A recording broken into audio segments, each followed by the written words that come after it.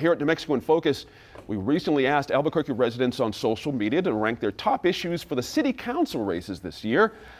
No surprise, crime was almost always first, followed closely by economic development, and the future of the Albuquerque Rapid Transit Project was third. Correspondent Megan Kamrick sat down with candidates in each of the races to ask how they would approach these concerns if they are elected to the council. This week, we bring you part of her conversation with candidates in District 1. The candidates in the District 1 race for Albuquerque City Council are Ken Sanchez, Javier Benavides, Johnny Luevano, and Sandra Mills. Thank you all for joining us. Working on the City Council requires a lot of deliberation and discussion about important issues, so we think this is a great way for Albuquerque residents to get to know you and better discuss some of the issues that are facing the city right now. Ken Sanchez, let's start with crime. The tech firm Lavu sent a letter to the mayor and the governor earlier this year threatening to leave downtown if action wasn't taken to address crime and homelessness. They're not the first company to complain or threaten to leave. What do you think would be your role in City Council in addressing high crime rates right now in the city? I currently serve on the Albuquerque City Council today, and we have faced many, many challenges. Back in 2006, we had 1,098 sworn officers. Today in Albuquerque, we have probably right around 850. So that, I think, is by far the biggest challenge that we are up against. And what has happened downtown, and now the problems have migrated into the different communities, into the different parks, is they've done a great job in dealing with the crime downtown, but it's moving into our communities. And that is another challenge that we are facing. What I have done, and I have done in this last budget, was a priority public budget, is we now have additional 25 police service aid ones. We have 25 police service aids twos that are dealing with burglary crimes and property crimes and writing the reports out. Also longevity pay in the back end, and also pay raises for our police officers. But it's deeper than that. We've got to look at some of the systemic problems that we are confronting within our community. As you stated, the homeless problem in our community. We've got the Heading Home program, which I think has done some incredible work. In the last 3 capital budget cycles for homelessness, we've allocated over $10 million with a matching of 5 to 1. So that's close to $50 million in dealing with the homeless problems and also dealing with affordable housing.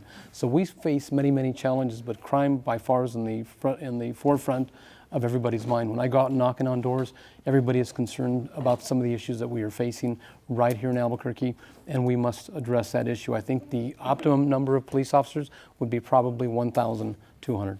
Johnny Luevano. Same question. What would you do in City Council to address our crime issues?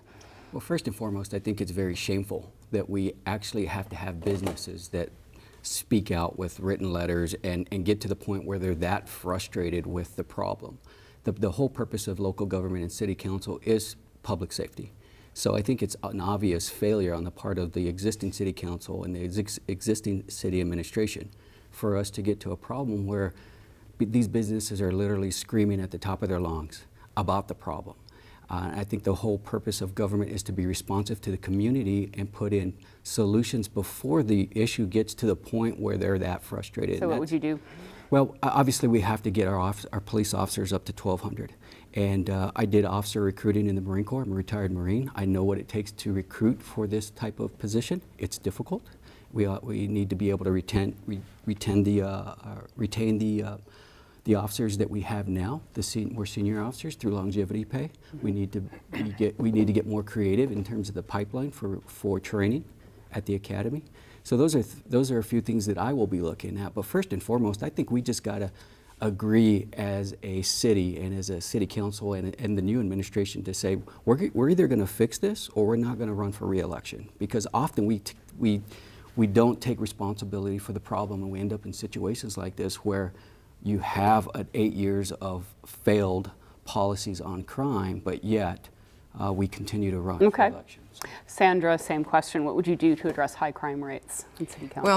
Well, first of all, the crime is everybody's business, not just City Council. So City Council needs to address the issues of their constituency. And so if our constituents are concerned about crime, yes, we need to bring it forward and determine what steps need to be taken. I think the steps that were taken in downtown were fantastic. I mean, they're doing a good job. It has migrated away from downtown now, and those areas need to be addressed. But I see neighborhoods being Neighborhood associations need to take a part. We need to be more vigilant. And as far as more officers, we can't get to 1,000. And so I'm not sure why we're talking about more Why not? officers. I think we need to do a better job of internships, recruiting, pay. We need to look at the pay. Is it equitable? And of course, longevity pay is necessary. And what is keeping us from bringing back our retired police officers to fill the gap until we can fix the situation? We need to get to that state legislative problem, or is it a city legislative problem, and address that immediately. Because we need to get there, and then we need to increase. But there's no point talking about an increase if we can't get to 1,000. Okay. Javier Benavides, what would you do to address high crime rates? So two things, and I'll actually take a bit of a different angle to this issue, because I think we also have to consider root causes. Hiring more police officers is important, but I think we need to consider two things. So number one, we've been here before.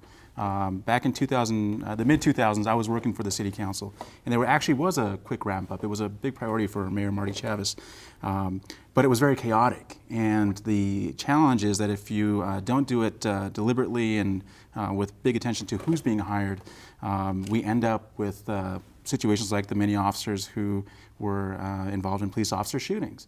You can talk to reporters who were tracing many of these officers who came from other departments and had problematic histories, and ended up, you could follow them long before, like the shooting with James Boyd, and that's a big concern. So I want to see more funding for training police officers in things like social work, and hiring people who are compassionate about our community and who love this place and respect the people here. Secondly, I think we have to look at the environment that is creating crime here in our city. It's essential to look at structural things like, let's take Councilor Sanchez's neighborhood where his office is, and with all due respect, so if you take Councilor Ken Sanchez's office where he has his accounting business, there's a payday lender next door, several payday lenders, there's a pawn shop, a gold buyer, a vacant motel, a liquor store that can be problematic at times, and this is, these are structural issues that kind of create the conditions for crime to happen, and we're not attacking that. Well, I want to morph into our next question, which you anticipated, because it's about economic development in the city. We have a lot of needs for a complex approach to economic development. We could attract new employers, we could support existing local businesses, could encourage entrepreneurship. Which of these efforts would be at the top of your list? So I actually would pick option D, which is demand-side economics. I'm a believer in consumer purchasing power being as important as recruiting employers. If working people don't have disposable income to spend on local businesses in the first place, then we're not going to make any headway. We can't win the race to the bottom and compete with states like Texas or Arizona by giving away the farm with tax incentives and that kind of thing. So I'm a big supporter of raising the minimum wage and confronting exploitative businesses like Walmart that force people into working several jobs at a time, and then small businesses also suffer, and that's unfortunately a lot of the development we've seen on the west side.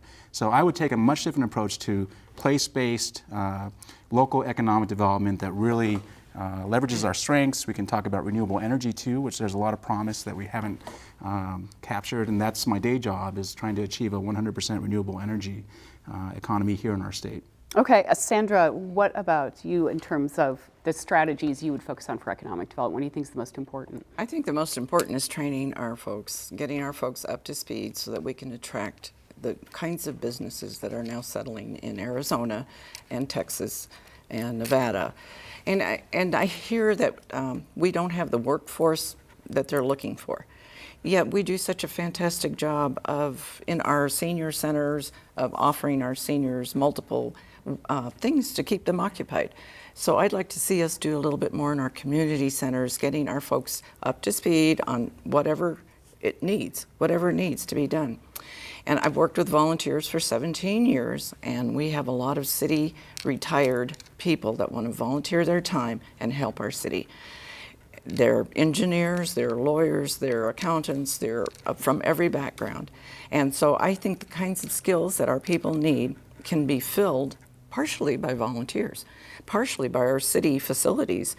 So when you have the workforce and you go out to attract a business, you're not trying to sell them on. You have to train these people. We're going to take them to A, B, and level. You get them to the C level with your business knowledge, with your technology. And I think it might work. Johnny, what do you think should be your priority? And I don't economic disagree with development? any of the comments by either Javier or Sandra, but I often think that we overcomplicate economic development. And economic development is not more complicated than hitting a few basics that city government is required or should be providing. First and foremost is a safe environment. You mentioned LaVouv to get to going, and that's just a basic necessity. We are not doing the basics correctly, but yet we often try to think about all these home run or extravagant solutions when we're just not providing basic government services like public safety. We have failed miserably over the last 8 years. So we have to solve this before we look at the other have to. things? That's what LaVouv is telling us as a community is, hey, you've got to fix this. So unless we get a hold of this crime problem in this city, nothing else really matters. So that's basic number one. Secondly is public infrastructure. We got to have infrastructure that will be able to move product and employees and keep people safe on the streets. And we have a problem on the west side with commuting back and forth. And third, as far as city government, we're not responsible for education, but we can partner with education. And when a third of the public schools in the APS district are failing, I mean, we're just not hitting the three basics. And then you can talk about taxes and regulations in terms of making sure that we have smart regulations, low taxes, and we're actually helping businesses set up and grow. Okay. Ken Sanchez, what would be your priority in economic development? Right now, I think most importantly, to have a prosperous city, we must have a safe city. When companies are looking to Albuquerque to locate, they look at some of the crime stats and make the decision not to come to this great city.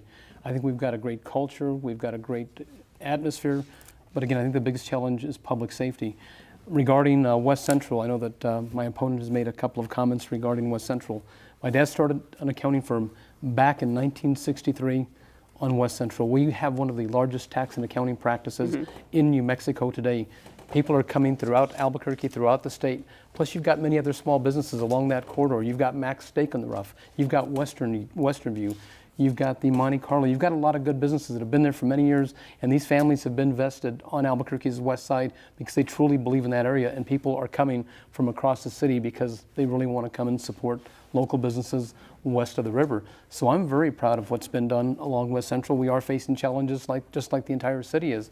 As far as economic development in this city, when we went out and we were bidding on Tesla, I truly believe that we were a pawn in that game. A pawn? Yes, I think that they basically used Albuquerque to, get more for their location in Reno. So should we not go after this? We still need to go after those businesses. I think it's vitally and critically important, but we must make sure that we protect the local businesses throughout Albuquerque that have been there for many years.